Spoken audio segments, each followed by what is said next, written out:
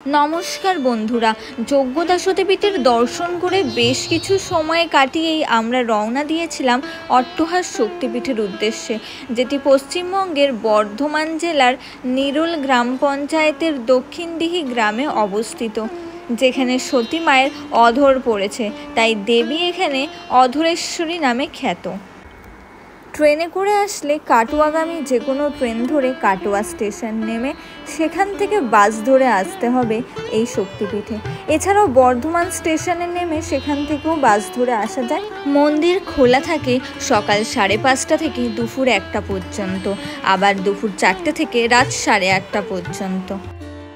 এখানে ভোগেরও ব্যবস্থা আছে, ভোগ মূল্য মাত্র 50 টাকা। সকাল 10টার মধ্যে ভোগের জন্য কুপন সংরক্ষণ করতে হবে অফিস ঘর থেকে।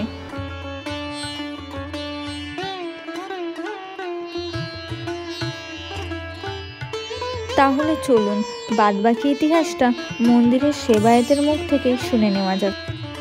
আমরা যেখানে বসে আছি সেটা স্থানটাকে মহাতীর্থ অট্টহাস সতীপীঠ।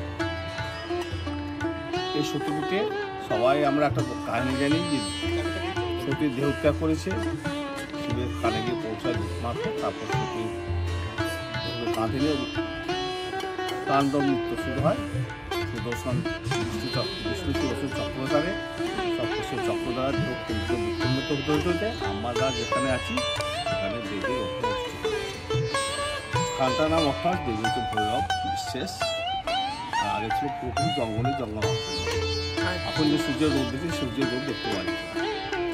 মন্দিরও ছিল না, যে ছোট গর্ভগৃহ মন্দির ছিল, মন্দিরও ছিল না। তখন ছিল খুব জঙ্গল। সাধু বাবারা আসতেন, তপস্যা করতেন, সে সাধু ভোজন করতেন। ওদের নিজেকে এখন আবার কোন এক সাধু মা আবার নিয়ে আসছে তার সন্তানকে। এইভাবে ধারাবাহিকভাবে কত যুগ ধরে চলছে সেখানে আমরা ঠিক বলতে পারবো। কমের ভিতরে এটা পৌরাণিক জায়গা, সেদিন আমরা বলতে পারি না। 12 মাসে 13 পর্বটা লেগে থাকে। কিছুদিন আগে আমাদের নবান উৎসব গেল, আর আমাদের এখানে 12 মাসে একটি অংশ হোম হয়। এই পূর্ণিমায় উৎসব সবাইকে আহ্বান করছি নবান্ন যোগদান করার জন্য আমাদের এই অট্টহাসের অনুষ্ঠানে। আর আমাদের নতুন করে একটা মন্দির তৈরি হয়েছে, সকল ভক্তরা আহ্বান করবো যাতে মন্দিরে সুস্থ সুন্দর হয় তার জন্য। বর্ধমানে একসাথে 4টি সতীপীঠ একদিনেই ঘুরতে যাওয়া যায়। এটি হলো তার পর্ব নাম্বার 2।